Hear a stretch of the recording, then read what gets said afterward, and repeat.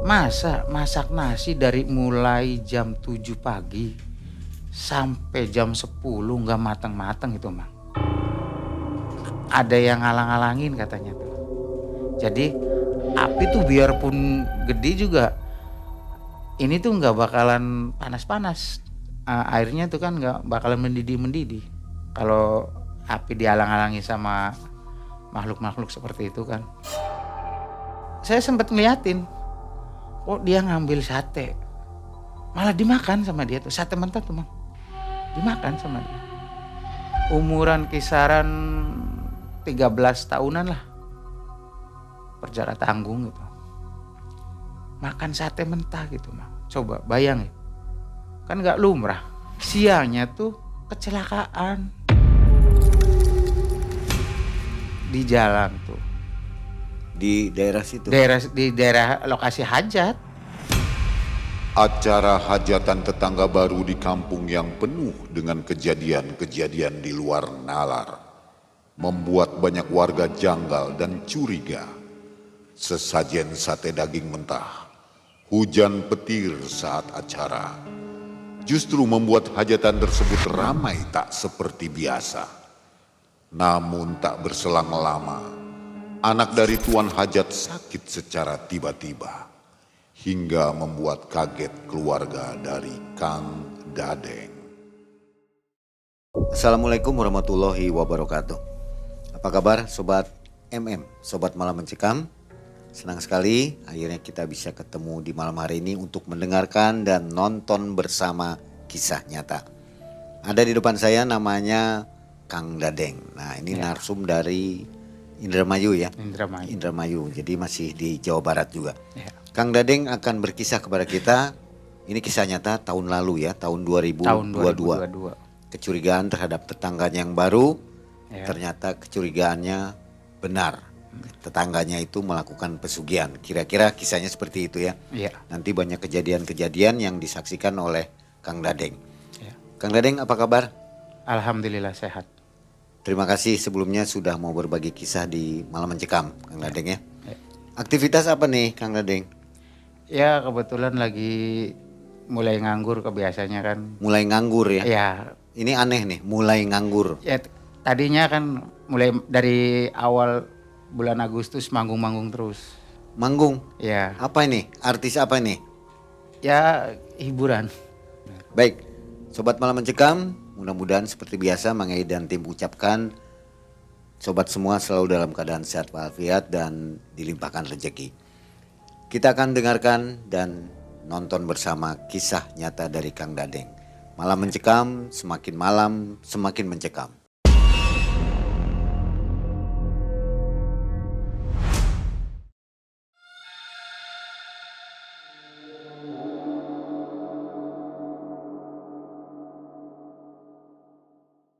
Ini kisah di kampung saya. Waktu tahun 2022 bulan 9 ada tetangga saya yang bernama Mang Darto. Dia tetangga baru saya. Baru kisaran 5 bulan 6 bulanan lah tinggal di kampung saya. Cuman dia pengen ngadain acara hajatan. Pesta hajatan nikahin anak perempuannya.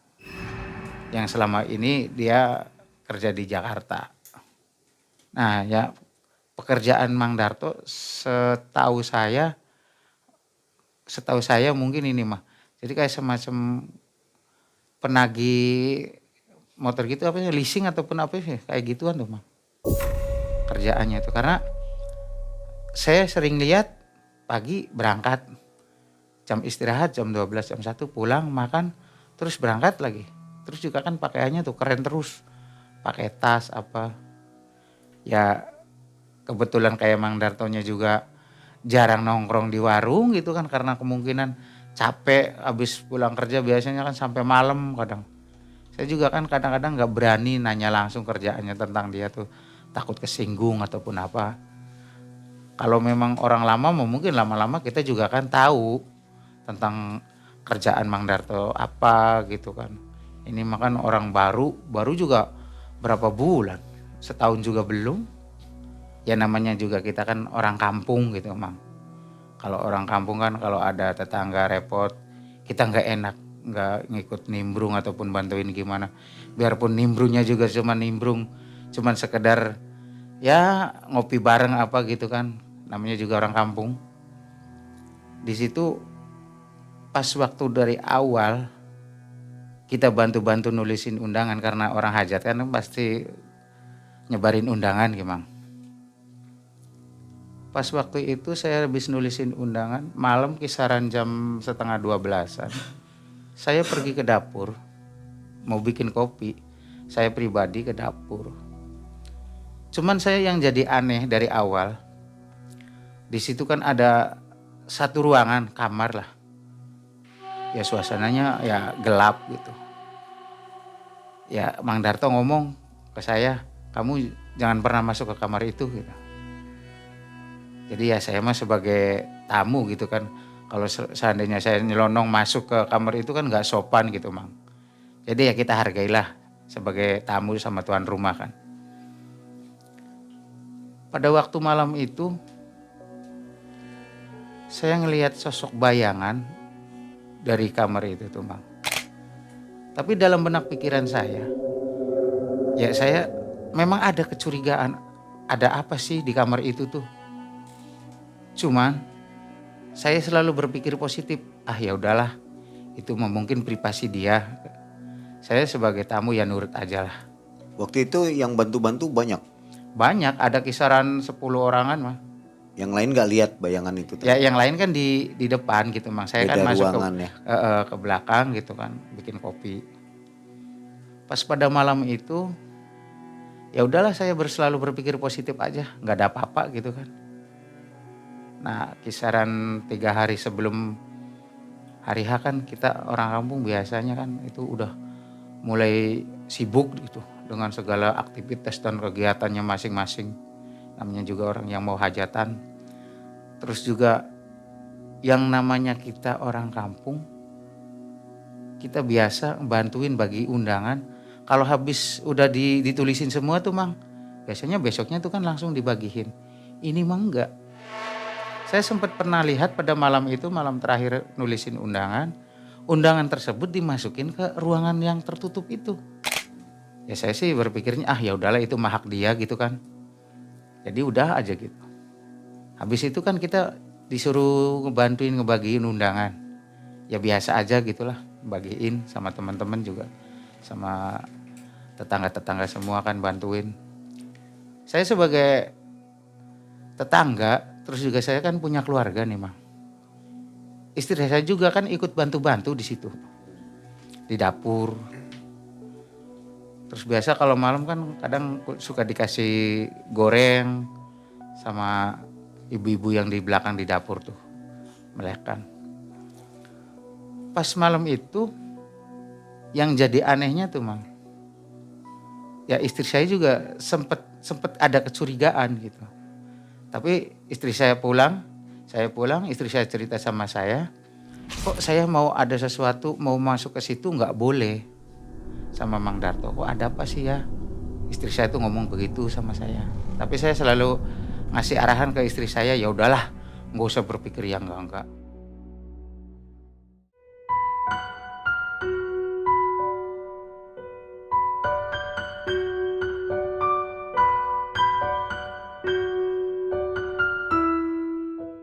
Terus pas malam melekan malamnya tuh, itu ada kejadian yang sangat-sangat begitu menjanggalkan menurut saya. Ya taruhlah kalau bulan 9, bulan September tuh kalau di Indramayu, pas lagi kemarau panjang, kemarau bener-bener bulan panas lah di Indramayu tuh. Tiba-tiba kisaran jam 11 lebih lah, angin gede mah, angin gede terus langsung hujan.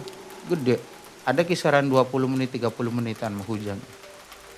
Terus juga ada petir nyamber di kamar yang tadi tuh Mang, yang kamar yang gelap tuh, yang terkunci tuh. Kilatannya tuh masuk ke kamar itu Mang. Lewat jendela. Ya saya sih timbul rasa penasaran juga sendiri, bukan ke orang lain gitu. Karena saya dari awal juga udah ada rasa curiga gitu Mang. Nah, Kan pagi tuh udah hari H gitu. Dari mulai hari H kan banyak orang tuh kalau dari mulai pagi juga kan udah pada datang yang mau bantu-bantu tuh. Ya biasa aja pagi mah. Ada yang di dapur, ada yang di tempat parkiran, ada yang di tempat beras kan biasa yang manggulin beras, tukang nulisin orang yang undangan gitu kan. Yang jadi aneh dari istri saya, masa masak nasi dari mulai jam 7 pagi sampai jam 10 nggak matang-matang itu mah. Kalau kata orang Jawa mah ada yang ngalang-ngalangin katanya tuh. Jadi api tuh biarpun gede juga ini tuh nggak bakalan panas-panas. Terus juga kan airnya tuh kan nggak bakalan mendidih-mendidih. Kalau api dihalang-halangi sama makhluk-makhluk seperti itu kan. Kalau kata orang Jawa mah orang kita gitu kan. Kalau ada kejadian seperti itu tuh minta sama orang pinter katanya tuh. Terus nggak tahu dikasih apa, dikasih sesaji ataupun apa katanya tuh.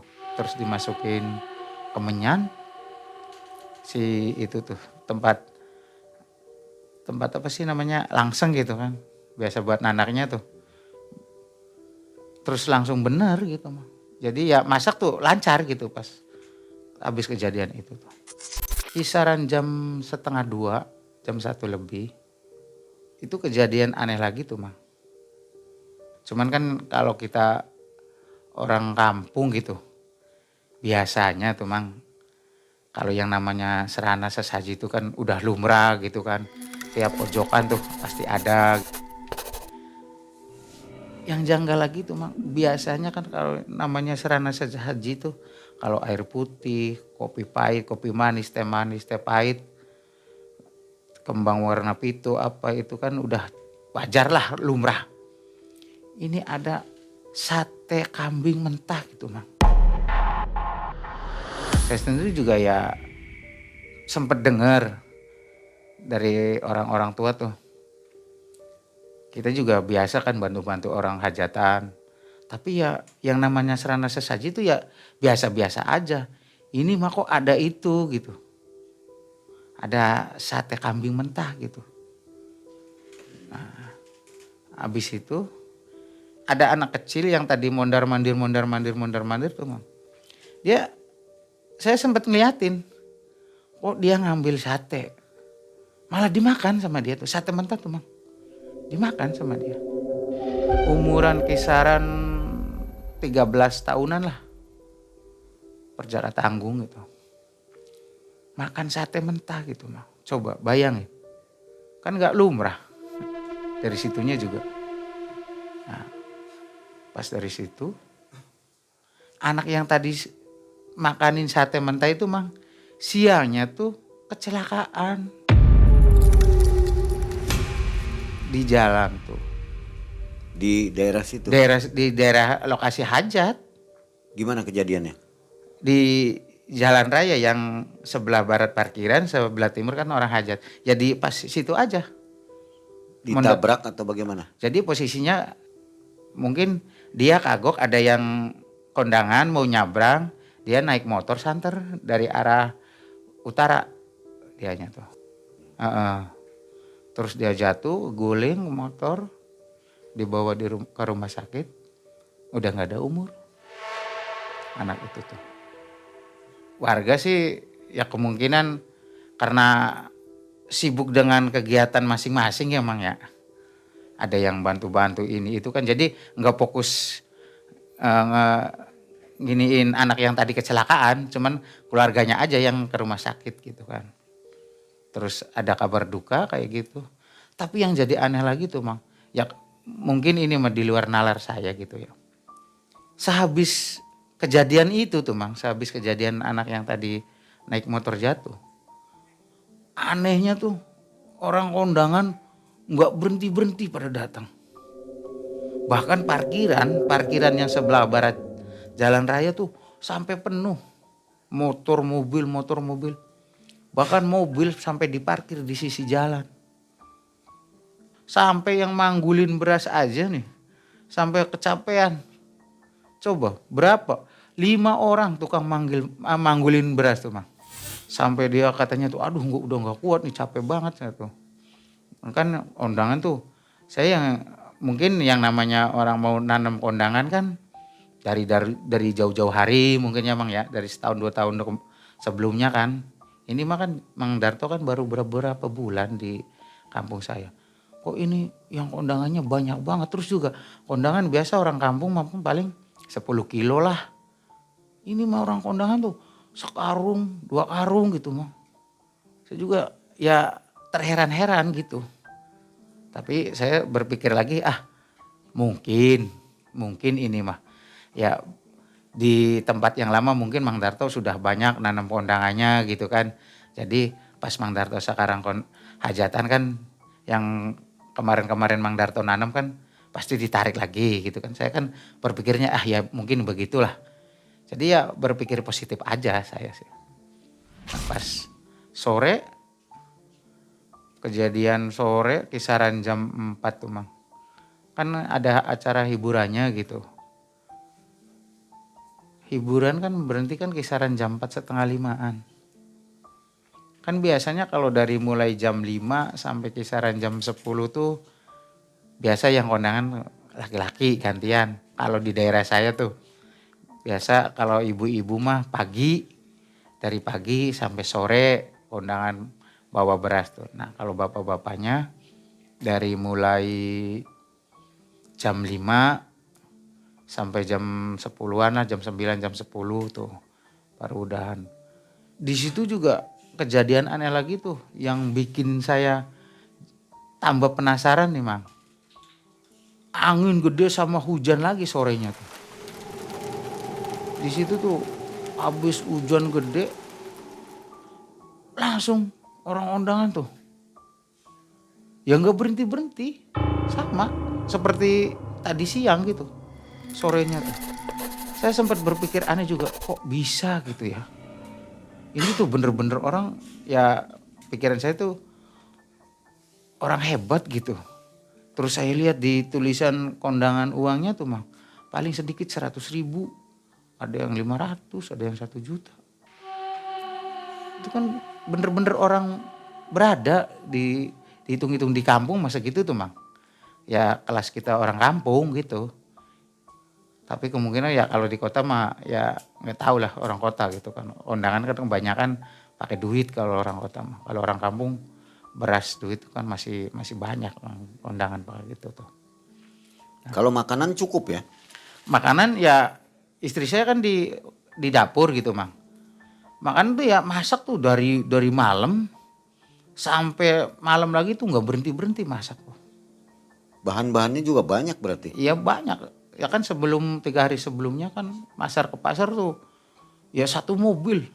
Ya dari mulai sayuran apa gitu kan. Kalau daging kayaknya daging ayam tuh habis lah 5 kintal 6 kintalan.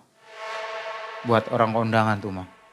Ya kalau menunya sih kalau nggak salah daging ayam bistik, sayur sop sayurnya tuh. Terus ada sayur kentang, bihun, sama acar kerupuk kalau nggak salah menunya tuh itu. Bahkan saya lihat di dapur orang dapur tuh lebih sibuk daripada kita yang di parkiran. Lebih sibuk daripada kita yang manggulin beras, yang kerja lainnya gitu Mang. Ya pokoknya acara hajatan tuh bener-bener meriah. Ngelihat background sebegitu megahnya tuh kan tempat pengantin tuh. Ya saya sempat nanya, Mang itu berapa sih harga dekorasi seperti itu tuh? Hampir 40 jutaan katanya. Waduh saya kan kaget. Buat dekorasi aja hampir 50 juta kata saya tuh. Hiburannya berapa Mang kata saya tuh. Kalau hiburan paling ya 25-an. Lah kok kata saya tuh masa lebih murah hiburan daripada dekorasi kan. Tapi ya udahlah mungkin karena yang ngawin anaknya tuh kan mungkin dia kan bos. Saya juga kan nggak tahu karena pengantin pria mah datangnya juga 2 hari sebelum hari H. Tapi pas malam nih Mang ya. Sempet yang jadi saya kaget tuh. Nggak tahu nih orang lain tahu apa enggaknya tuh.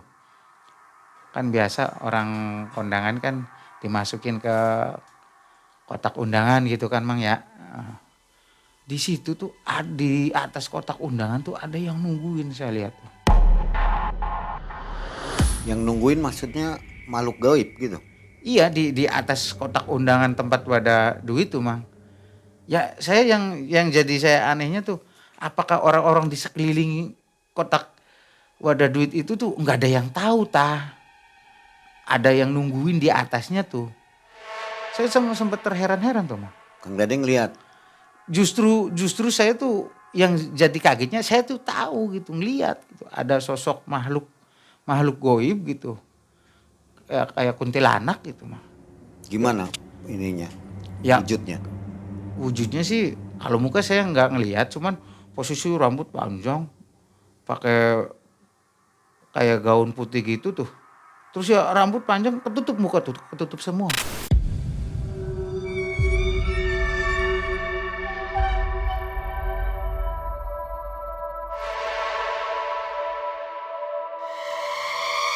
Itu saya tuh sempat kaget ngelihat ada sosok makhluk di situ tuh. Cuman saya nggak berani ngomong sama orang lain juga. Takutnya ngerusak acara gitu kan Mang. Kalau saya ngomong mungkin orang lain tahu kan pasti juga kan orang lain pengen tahu. Jadi ya mendingan lah rahasia ini saya simpan sendiri aja lah. Pas di situ ngelihat kayak gitu tuh ya mulai kecurigaan saya tuh semakin membesar gitu Mang. Ada apa sih dengan Mang Darto gitu kan. Dari mulai awal kejadian siang kecelakaan, malamnya kan hujan gede banget terus ada petir nyamber ke kamar itu. Terus juga sorenya hujan. Itu kan mustahil. Bulan 9, bulan September itu kan pas musim kemarau. Kalau yang menurut perkiraan cuaca mah nggak mungkin lah. Kalau nggak ada hal-hal yang di luar nalar kita gitu kan. Ya hujan sih merata satu kampung gitu. Cuman kan kalau menurut logika kan bulan September kemarau lah. Kalau di Indramayu pas lagi panas-panasnya bulan September. Bisa nyampe bulan Oktober kemarau tuh. Paling juga kalau memang maksain ada mah paling 1-2 gerimis juga bentar udah. Ini mau sampai kisaran setengah jaman ada hujan tuh. Bahkan sempat ada angin gede juga sebelum hujan tuh. Nah, terus pas kejadian itu udah selesai gitu Mang. Ya saya sih sambil pulang ke rumah tuh punya perasaan besar pingin tahu gitu ada apa sih dengan Mang Darto gitu kan.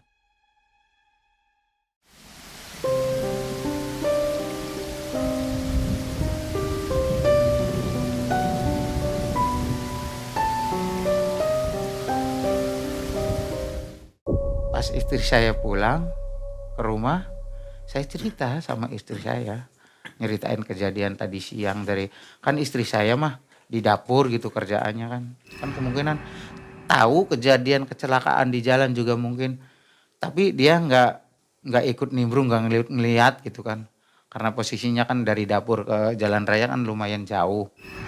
Saya cerita bahwa tadi siang tuh ada anak kecelakaan gara-gara orang yang mau kondangan nyebrang, dia naik motor santer.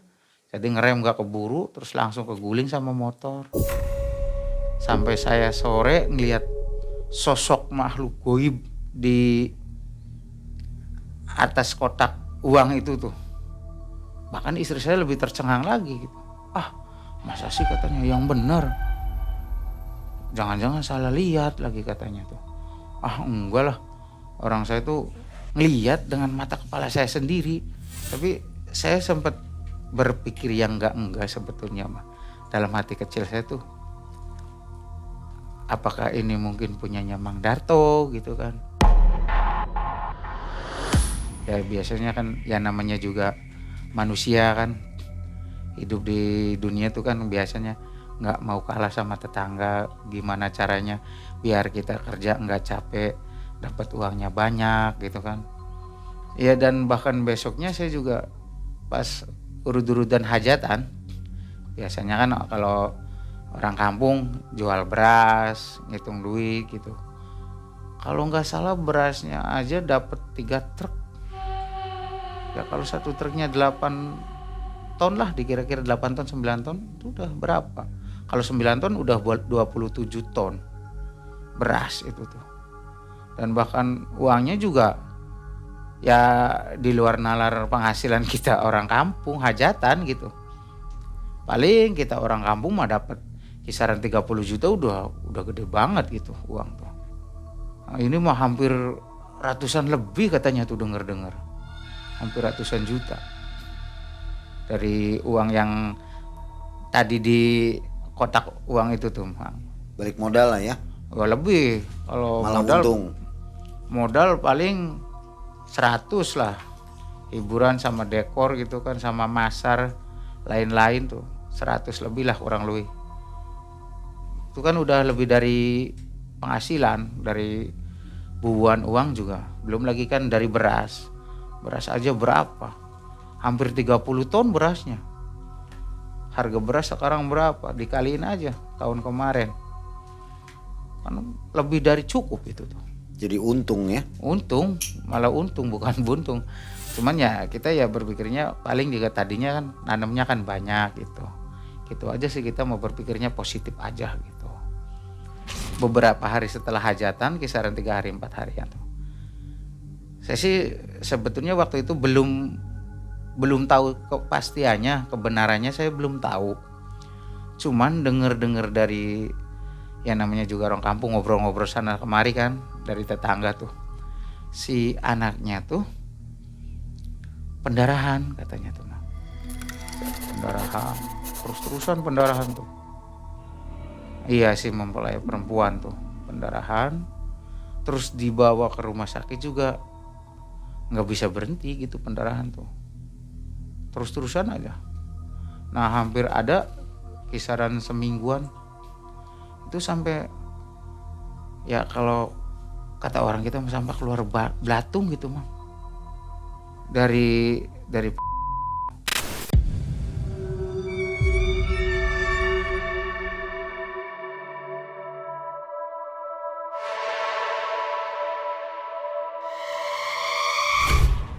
sampai segitunya. Saya juga ngeri banget. Belum tahu penyebabnya apa ya. Nah, saya juga belum tahu penyebabnya apa tuh.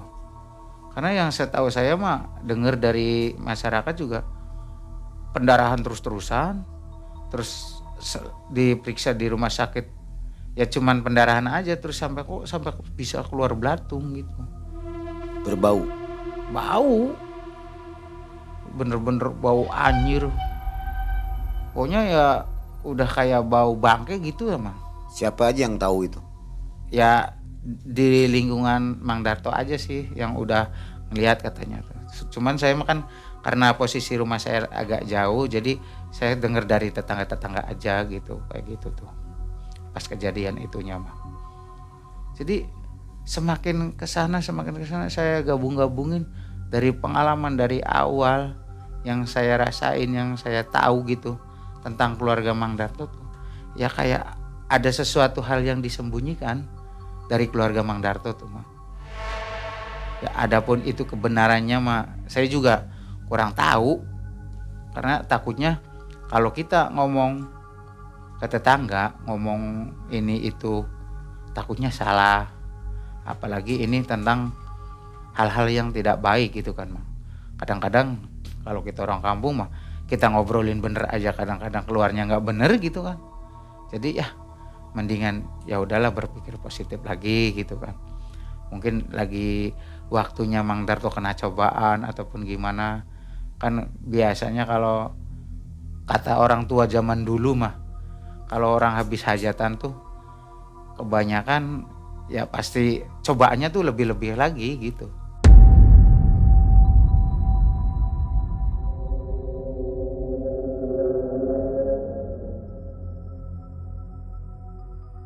setelah selang kisaran setengah bulan habis hajatan, habis kejadian pendarahan terus-terusan sama itu keluar belatung tuh, akhirnya si anak tersebut meninggal gitu Mang.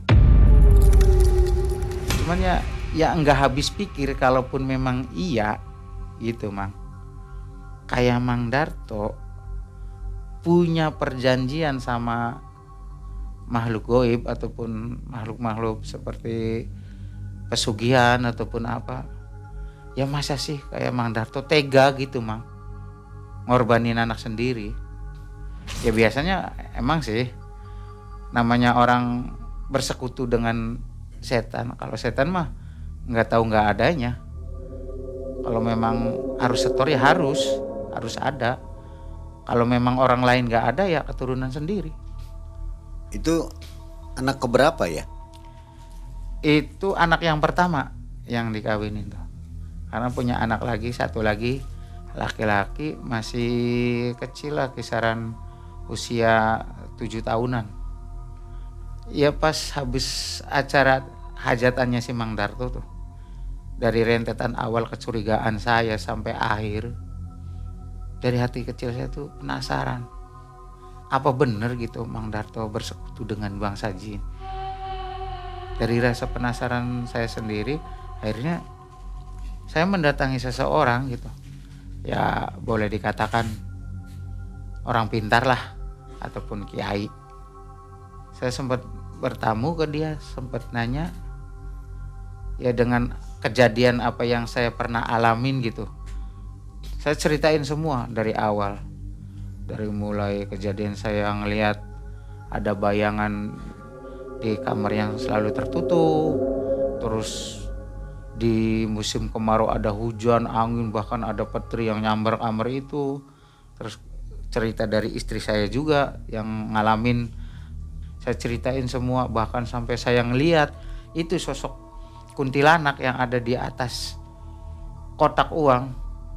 Ya benar kejadiannya gitu, benar bahwa Mang Darto tuh bersekutu dengan jin katanya. Ya setelah saya tahu ya mungkin saya kalau ngomong langsung sama masyarakat situ mungkin pasti langsung geger. Pasti timbul-timbulnya anarkis.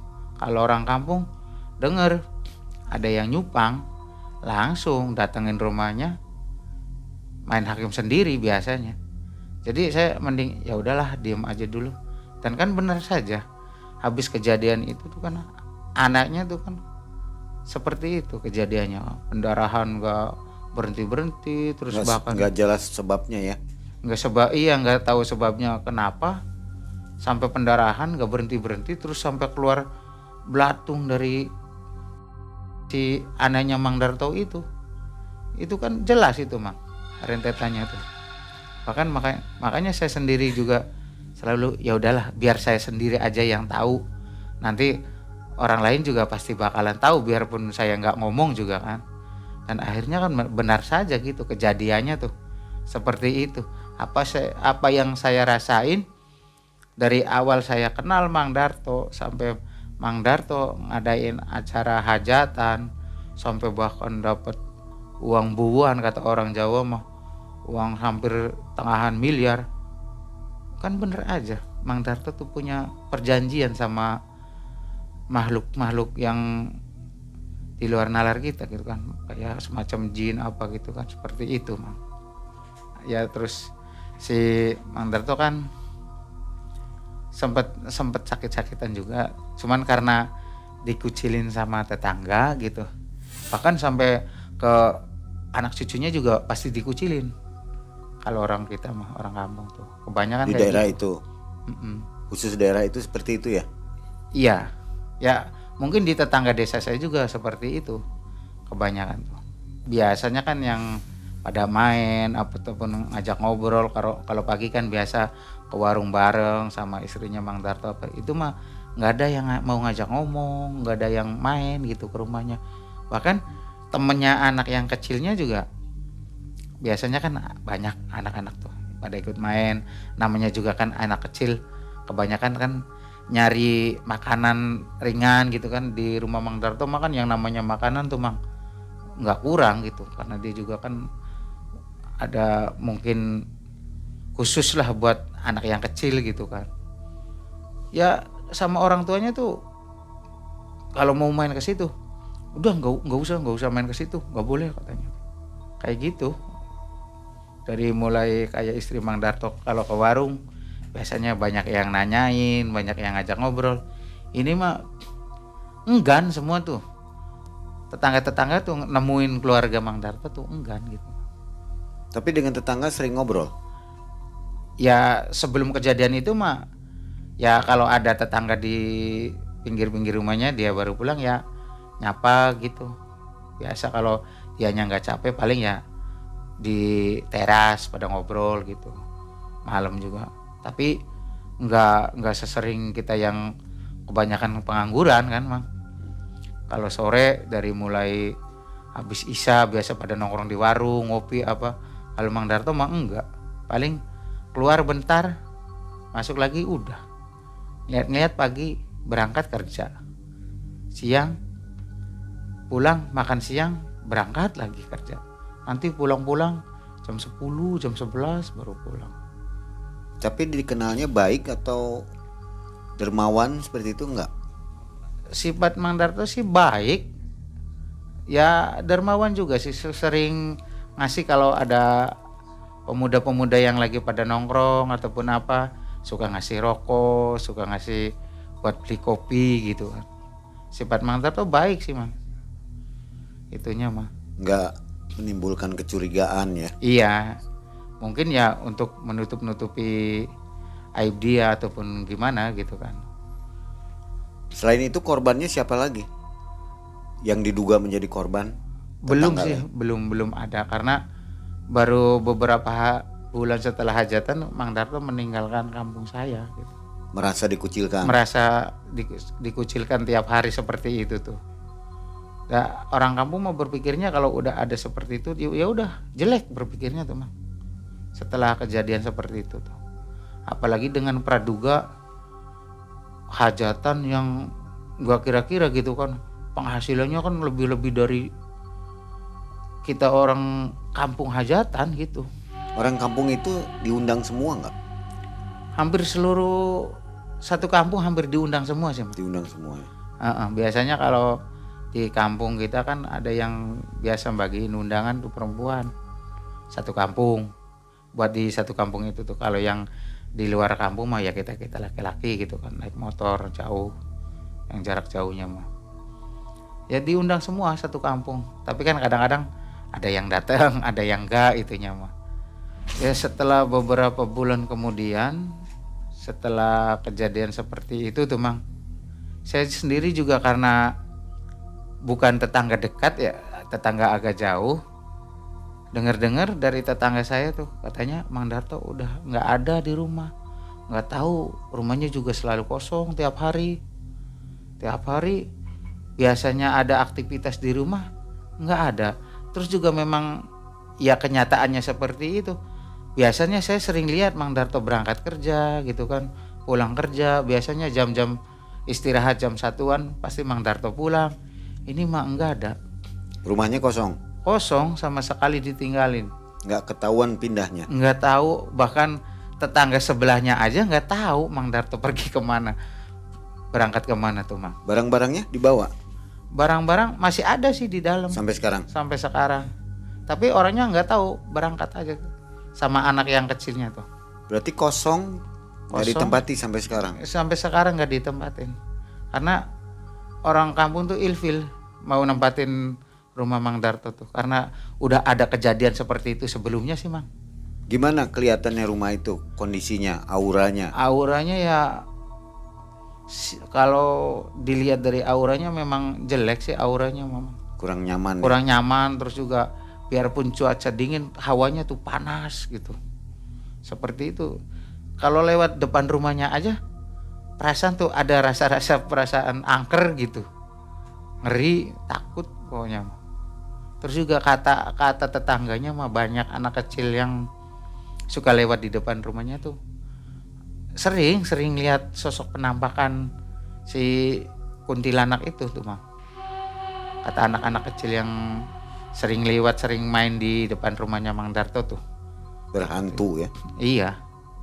Bahkan ya kadang kata tetangganya kalau pas lagi malam kalau memang lagi ngewujud mah suka di atap genteng tuh katanya tuh ada sesuatu hal yang aneh gitu kata tetangganya. Kang Dadeng dengan rumah itu berapa jauh jaraknya? 1, 2, 3 kisaran 7 rumah. 7 rumah ya. 7 rumah dari rumahnya Mang Darto. Nah, dari kisah ini apa yang bisa diambil hikmahnya menurut Kang Dadeng? Ya kalau menurut kita orang awam mah Mang, ya lebih baik kita usaha di jalan yang benar aja lah. Nggak usah nyari-nyari harta kekayaan yang seperti itu. Karena yang namanya rezeki itu kan udah diatur sama yang di atas. Baik besar kecilnya itu kan urusan yang di atas. Yang penting kita berusaha kerja ataupun hasilnya mah yang di atas yang menentukan. Ya. Itu, Mang. Jadi kecurigaan ini dinyatakan benar ya gitu ya. Kecurigaannya gitu. jadi benar. Benar adanya. Karena rentetan tadi ya. Iya. Oke, baik.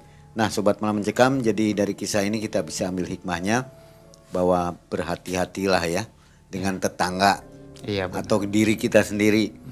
Jangan sampai terjerumus ke dunia pesugihan Iya. atau dunia hitam seperti ini ya. Iya, Karena efeknya berbahaya Iya. dan ada hukum warga ya. Ada. Jadi dikucilkan akhirnya Heeh. pergi sendiri. Iya. Jadi kenanya ke psikologi nantinya. Iya, benar. Baik, terima kasih Kang Dadeng atas kisah ini. Sama-sama. Akhirnya Mang Ei dan tim harus undur diri. Kita akan jumpa lagi di video selanjutnya. Assalamualaikum warahmatullahi wabarakatuh. Waalaikumsalam.